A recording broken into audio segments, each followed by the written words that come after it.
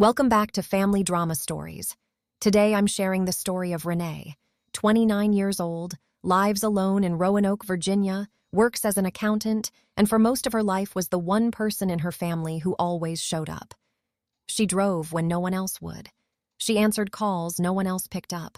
She was the one who held everything together quietly, without being asked, without being thanked. Then one Tuesday in October, she was in a serious car accident. She ended up in the ICU, broken femur, cracked ribs, a partially collapsed lung, surgery the same night. She was unconscious for 2 days. When she came around, she looked at the chairs along the wall of her hospital room. Every single one was empty. She called her family 14 times over the following days, her mother, her father, her sister, her brother. Not one of them walked through that door. Not once in 3 weeks. The first person to hold her hand when she woke up was a nurse who had never met her before that night. And when Renee finally came home, still on a walker, one arm in a cast, learning to move through her own apartment again, her mother called. Not to ask how she was doing, not to say sorry, to ask what dish Renee was bringing to Thanksgiving dinner. That moment cracked something open. And what came next? At a family dinner 5 months later, is the part that stopped me cold when I first heard it. Before I get into the rest of this, drop a comment and tell me what time it is, where you are, and what city you're in. I want to know how far this story has traveled. And if you're new here, hit subscribe, because the stories on this channel don't hold back. Now, let's talk about what actually happened at that dinner table. Renee grew up in a red brick house on the outskirts of Roanoke, the kind of house neighbors always complimented when they drove past. Good yard, clean porch, window boxes with flowers her mom replanted every spring. From the outside, it looked like exactly what it was supposed to be. Inside, it was something else entirely. Her dad, Gerald, had taken early retirement after a back injury left him unable to work a full schedule. Her mom, Marlene, ran the front office at a law firm downtown, organized, precise, and very certain about how things should be done. She was the kind of woman who kept a written schedule on the refrigerator and considered lateness a personal offense. There were 3 kids. Donna was the oldest, 4 years ahead of Renee, and she operated with the quiet confidence of someone who had always known she was the favorite. Not because she was cruel about it, just because she never had reason to question it. Then there was Renee. And then Trevor, the youngest, 5 years behind her, who grew up understanding that the rules that applied to everyone else were more like suggestions for him. Renee spent years trying to figure out the invisible scoreboard in that house and never quite got the rules right. When Donna graduated college, Marlene threw a real party. Catered, decorations, a sheet cake with Donna's photo on it. When Renee graduated 2 years later, they went to a chain restaurant for dinner. No cake. Her dad said he was proud of her. Her mom talked about Donna's new job for most of the meal. Renee told herself it wasn't a big deal. She told herself that a lot. Trevor rear-ended Gerald's car in the driveway at 17, and by the end of the week, it had somehow become a story about a confusing parking angle. Renee came home 30 minutes past curfew once, a flat tire, no cell signal on that stretch of road. And Marlene didn't speak to her for 6 days.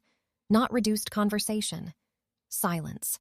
At 22, Renee moved into a 1-bedroom apartment on the north side of Roanoke. She told people it was about independence, about building her own life. The truth was simpler and harder to say out loud. She had started to feel like a guest in her childhood home, and guests eventually leave. What she didn't expect was how little would change after she left. She called home consistently, checking in, asking about Gerald's back, asking about Trevor's classes. Asking about nothing in particular because she thought that was what you did. Over 7 years of living on her own, she made that call more than 180 times. She counted eventually, the way you count things when you're trying to understand something that doesn't add up. Her mom called her 9 times in those same 7 years. 8 of those calls were requests. Help coordinating a repair, a question about Renee's old tax documents, a favor that made sense to ask the one kid who was good with numbers. The 9th call was to ask if Renee was coming to Donna's birthday dinner. Renee went. She always went. because somewhere along the way she had absorbed the idea that showing up was how you proved you cared, and she had been proving it so long she had stopped asking whether anyone was doing the same for her. At some point in her late 20s, she ran a quiet test, said nothing for 3 weeks, made no calls, sent no messages, just waited to see what happened. Nothing happened. No one called, no one texted. When she finally showed up at Sunday dinner, her mom looked up from the stove and said, "Been busy?" Like she'd only missed a single weekend. Renee said yes and sat down and passed the bread and didn't say anything else about it. That Tuesday, Renee left a job site on the edge of Roanoke just as the rain started coming down hard, the kind of October rain that turns every road into a guessing game. She had spent the afternoon doing an on-site audit for a commercial build on the south end of town, and Route 581 was her usual way back. Visibility was low, the road was dark, and she was doing everything right. Speed down, both hands on the wheel, headlights on. None of that mattered when the truck came across the center line. The driver lost control on a wet patch and crossed into her lane at an angle, catching the front left side of her car almost head-on. She remembers seeing the headlights swing toward her and thinking something that made no logical sense in that moment. After that, there was nothing. She was unconscious for 2 full days. The surgery happened the same night. A rod and screws for the fractured left femur, treatment for a partially collapsed lung, her right wrist set and casted. 3 ribs cracked but not displaced. She would find all of this out later, pieced together from medical charts and a soft-voiced doctor who sat at the edge of her bed and explained things slowly. The first face she actually saw when she opened her eyes was not her mother's. It was a nurse named Simone, day shift, 12-year veteran of the ICU who had been checking on Renee every hour since she came out of surgery. Simone was standing at the foot of the bed when Renee's eyes opened, and she moved to her side immediately. She took Renee's hand and said, "Hey, you're back. You scared us for a while there." Renee's first instinct was to look past her, toward the chairs along the wall. There were 4 of them, lined up near the window. Every single one was empty. She told herself they were probably on their way.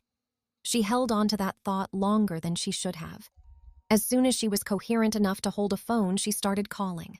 3 calls to her mom, voicemail each time, 2 calls to her dad. Same result.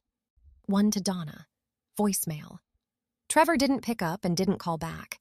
She sent her mom a text that same day, writing out exactly what had happened.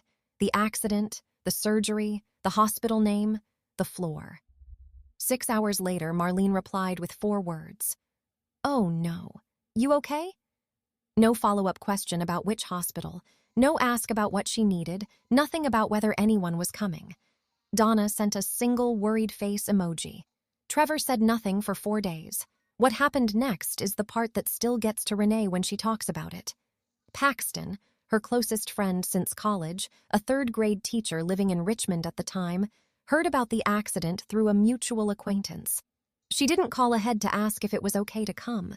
She just got in her car that same evening and drove 3 hours down to Roanoke. She walked into that hospital room, sat in one of those empty chairs, and stayed. She came back the next 2 days as well. That was Paxton. On day 10, Marlene finally picked up the phone. It was the first time Renee had actually heard her mother's voice since before the accident. She told her everything clearly: the surgical rod, the fractured ribs, the wrist, the fact that she was only just beginning to try to stand again with a physical therapist. There was a pause on the line. Then Marlene said, "Well, why didn't you have the hospital call us directly?" Renee understood in that moment that no version of this conversation was going to end with her mother saying she was on her way. The question wasn't confusion, it was deflection, and it landed like one. Day 18, Donna called. Not to ask how Renee was feeling, not to ask when she was being discharged. She opened with the fact that her daughter's birthday party was coming up the following weekend, that the person she'd hired to handle the cake had canceled last minute, and could Renee help find a replacement and coordinate the order. "Mom said you're doing a lot better," Donna added, as though that settled it. Renee didn't answer that. She said she'd see what she could do, and she got off the phone. The night before discharge, Simone stayed a few minutes past the end of her shift. She sat in the chair closest to Renee's bed and was quiet for a moment before she said anything. Then she said, "I've been doing this job for 12 years. I've seen a lot of empty chairs, but yours stayed empty the longest." Renee didn't say anything back. She didn't need to. Day 21, she was discharged, and no one from her family was standing at the entrance when she was wheeled out. Paxton pulled up to the hospital entrance right as a nurse wheeled Renee through the sliding doors, Walker folded across her lap, cast on her right arm, moving carefully the way people do when their body has recently been through something it hasn't fully processed yet.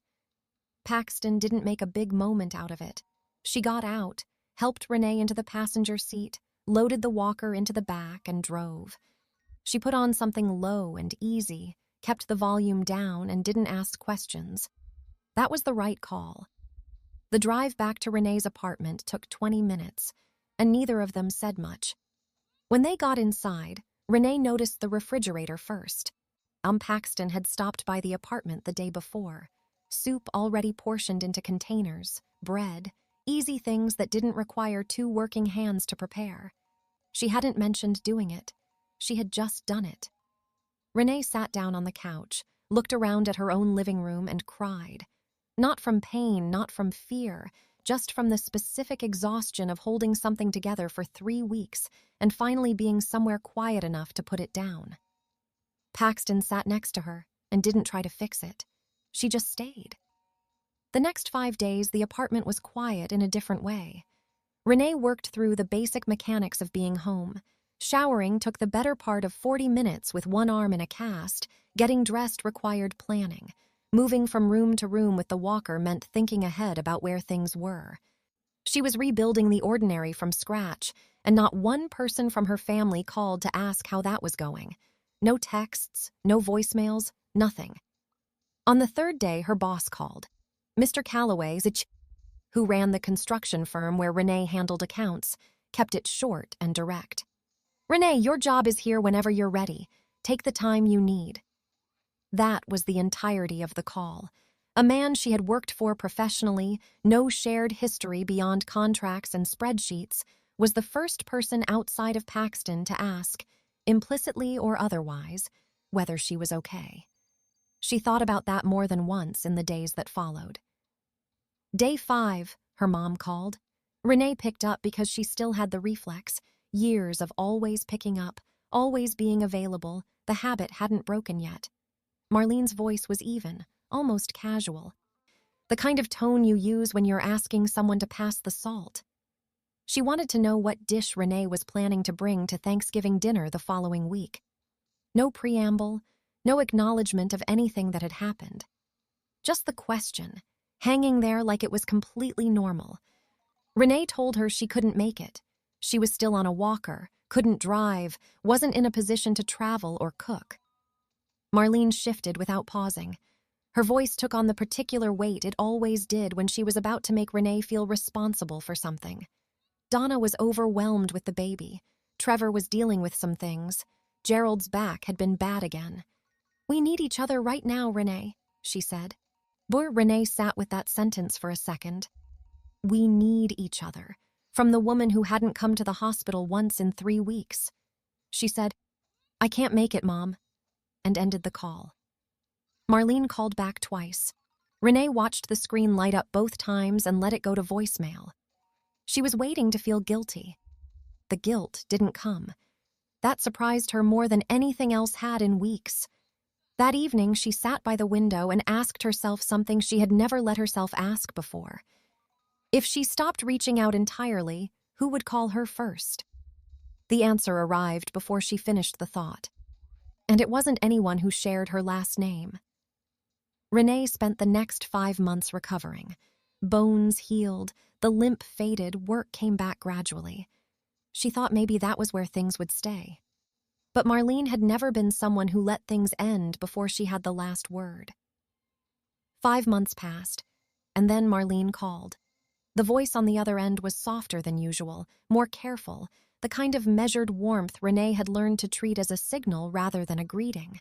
Marlene said there were some family matters that needed to be talked through in person, financial things, planning things, better handled face-to-face. Renee asked directly what it was about.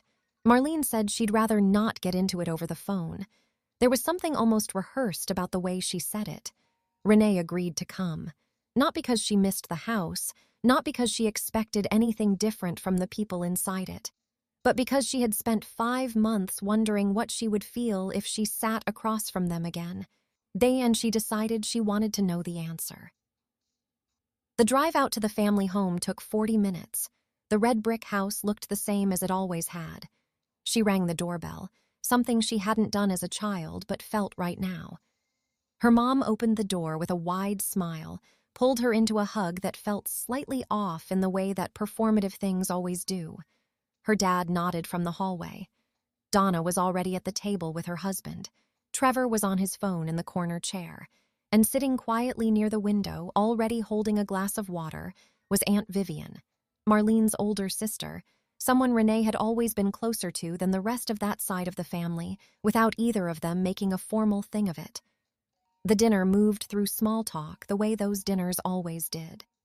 Donna's house had been repainted, a neutral gray, very trendy. Trevor mentioned a new job in the same vague way he always described his work situations, something that sounded stable until you asked a follow-up question and realized he was still picking up part-time shifts with no clear direction. No one mentioned the hospital. No one asked about her leg or her wrist. No one said a word about the 3 weeks that had passed between October and the last time any of them had seen her. Renee sat at that table and felt something she hadn't expected. Not anger, not grief. She felt like a person waiting in a room without knowing what they were waiting for. Halfway through the meal, Gerald set his fork down and cleared his throat. That small sound landed differently than it should have. He explained it slowly. Debt that had accumulated over several years, credit card balances that had grown without being addressed, a second mortgage taken out against the house 4 years ago that they hadn't mentioned to the kids, and medical costs from the rounds of treatment his back had required. The total, he said, was $80,000. Marlene picked up the thread before anyone else could react. Her reasoning came out in one clean sequence, as though it had been prepared in advance. Donna had just bought her own home and was stretched thin. Trevor was still getting established, and Renee was the most financially stable of the three. No mortgage, no dependents, consistent income, savings. She didn't say outright that Renee should cover the bulk of it. She didn't need to. The implication was the whole point. Before Renee could say a word, a sound cut through the table. Vivian had set her glass down, not hard, just deliberate, the kind of motion that makes a room pay attention. She looked at Marlene and said, "Before anyone decides what Renee should do, there's something I've stayed quiet about for too long." She didn't look at anyone else while she spoke.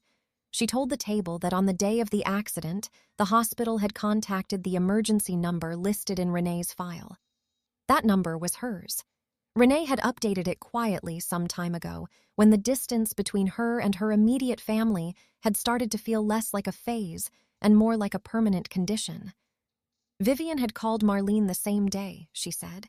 She had given her the hospital name, the floor, the nature of the injuries. Marlene had listened without interrupting. Then she said she was sure it wasn't as serious as it sounded, that Renee had always had a tendency to let things seem worse than they were. Then she hung up. Vivian called back twice. Neither call was answered. Marlene's expression shifted. She said she didn't remember the conversation that way. She said there might have been some confusion about what was actually communicated. Vivian didn't argue. She reached into her bag, took out her phone, unlocked it, and placed it face up in the center of the table. On the screen was a text message she had sent Marlene immediately after that call. The hospital name written out in full, the floor number, the list of injuries, the words, "Please come." It had been sent 5 months ago. It had never been replied to. The whole table went still. White Marlene stared at the phone the way someone stares at a document they're trying to reread until it says something different. It didn't say anything different, and Renee hadn't said a word yet. Renee looked at Vivian's phone for a moment, then set her own fork down. No urgency, no force. She didn't raise her voice. She didn't reach for anything dramatic. She just started talking, the way someone talks when they've been carrying a prepared statement for a long time and have finally found the room to read it out loud. She said she called 14 times, 3 to her mom, 2 to her dad, 1 to Donna, and she didn't bother counting Trevor's because he never picked up and never called back. She described the text she had sent Marlene the first day she was conscious, the hospital name, the floor, the injuries listed out clearly, and said the response she received was 4 words. She said the first person to hold her hand after she came around was a nurse named Simone, a woman who had never met her before that week, who sat with her because it was her job and because no one else was there to do it. She said all of this in the same tone she used to walk a client through a discrepancy in their accounts, steady, specific, without leaving room for alternative interpretations. Donna shifted in her seat and said they had all thought Renee was okay, that their mom had said it wasn't serious. Renee turned and looked at her directly.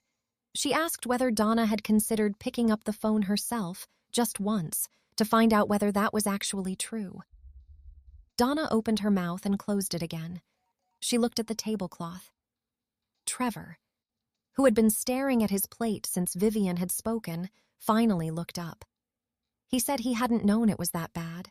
His voice was quieter than usual, and Renee believed that he meant it, which almost made it worse, because not knowing was a choice he had made by not asking. She told him that was exactly why people called. Gerald said nothing. He sat with both hands flat on the table, not eating, not looking at anyone. He was a man who had spent decades letting Marlene speak for the household, and in this moment that habit had nowhere to go. There was nothing left to defer to. Marlene waited until the table had been quiet for several seconds before she straightened in her chair and spoke. Her voice had gone to a register Renee recognized, controlled, final, not the tone she used when she had decided a conversation was going in the wrong direction and needed to be corrected. She said that if Renee had truly needed them, she would have found a way to make that clear. That Renee knew how to communicate when something really mattered. Then she said it. You should have tried harder. Renee had thought about this moment. Not obsessively, not with rage, just quietly, the way you think through something you know is coming eventually. And when she heard those words, she didn't feel the ground shift beneath her. She felt it go solid. She stood up. Her voice was even and unhurried when she spoke to the whole table. She said she had called 14 times, and that was the full extent of what she had to offer. She had nothing left to apologize for, and no intention of doing so. Then she looked at Marlene one last time and said she wasn't in a position to take on the debt, and that after tonight she needed real distance. Not a cooling-off period, not a pause. Distance. She picked up her jacket from the back of the chair and walked to the front door. Behind her, she heard the scrape of another chair. Vivian followed her out without a word to anyone remaining at the table. On the front porch, she put a hand on Renee's shoulder and said she was sorry for staying silent as long as she had. Renee shook her head and told her that speaking up tonight was what counted. They stood there for a moment in the cold air, and then Renee walked to her car. She was halfway down the block when her phone lit up on the passenger seat. Marlene's name on the screen. Renee glanced at it and looked back at the road. She let it ring out. It wasn't anger that kept her from answering. It was something quieter than that. The simple recognition that she had nothing left to say, and for the first time in her life, that felt exactly right. That night she came home and sat down on her couch, the apartment quiet around her, but not the kind of quiet that presses down on you. And in the months that followed, she would come to understand that walking away isn't always loss. Sometimes it's the only thing left that makes any sense. 3 months after that dinner, Renee wasn't taking calls from her family, not because they had stopped reaching out, but because she had chosen not to answer. She hadn't blocked anyone. Their names still appeared on her screen when they called. She simply looked at them and made a different decision than she had made her entire life before that night. Marlene called frequently in the first few weeks, sometimes twice in a single day, then once a week, then less. The pattern was familiar in a different way than Renee expected. The same energy her mother had always directed toward managing outcomes, now directed at a door that wasn't opening. Renee didn't feel triumph in that. She mostly felt the particular quiet of a person who has finally stopped waiting for something that was never coming. The $80,000 didn't disappear because Renee walked away from the table. Debt doesn't work that way, and neither does consequence. Gerald and Marlene spent several months attempting to manage it through minimum payments and renegotiation before the numbers made the decision for them. They sold the red brick house, the one with the window boxes Marlene replanted every spring, the one neighbors had admired for decades, and moved into a 2-bedroom apartment closer to Donna's side of town. 40 years in that house, gone because the math finally ran out. It was the kind of outcome that could have been avoided with different choices made years earlier, but those choices hadn't been made, and there was no longer a family member positioned to absorb the shortfall on their behalf. For Donna, the shift was practical and immediate. She had spent years operating as the favored child, without understanding that the role came with limited actual responsibility. Renee had always been the one who handled things when they got complicated. With Renee gone from that equation, the weight redistributed. Donna was now the person her parents called when something needed sorting. She called Renee once, several months after the dinner. She didn't apologize directly. That wasn't how Donna communicated, but she said she knew she hadn't handled things well. That was as close as she got. Renee listened, said, "I know," and ended the call. Not with anger, not with the door fully closed, but with nothing left to add. Trevor found out quickly that the informal financial buffer Renee had quietly provided over the years, small transfers when he was short, I covered without fanfare, was no longer available. He had never acknowledged those transfers directly, which made their absence easier for him to absorb without having to confront what they had represented. Paxton mentioned, sometime later, that Trevor had taken a full-time position at a hardware store and was not particularly happy about it. Renee received that information without comment. 6 months after the accident, Mr. Calloway called her into his office and told her he was promoting her to senior accountant. The salary increase was significant enough that she read the number in the email twice to make sure she had it right. She used part of it to move into a new apartment, 3rd floor, a balcony that looked out over a park instead of a parking lot. Paxton came over the first weekend with a cake, and they sat outside until it got cold, talking about nothing in particular, and it was one of the better evenings Renee could remember in recent years.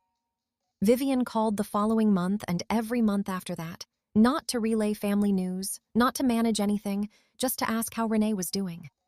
It was a simple thing.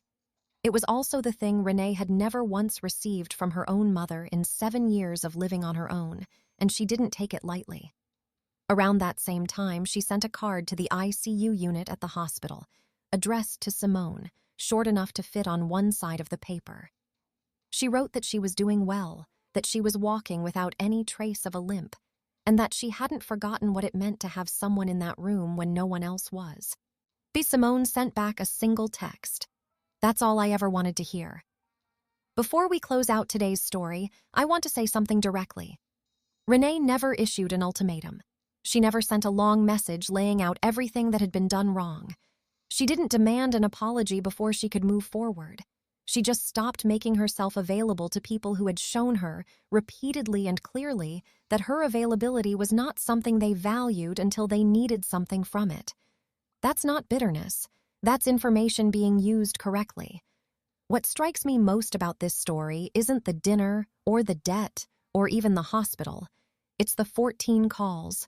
14 times she reached out from an ICU bed, broken, recovering, completely dependent.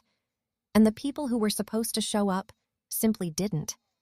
And when she got home, the first thing her mother asked about was a side dish.